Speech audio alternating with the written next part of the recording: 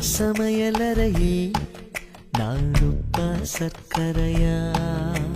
நீ படிக்கும் அறையில் நான் கண்களா புத்தகமா? உன் சமையலறையில் நான் உப்பா சர்க்கரையா? நீ படிக்கும் அறையில் நான் கண்களா புத்தகமா?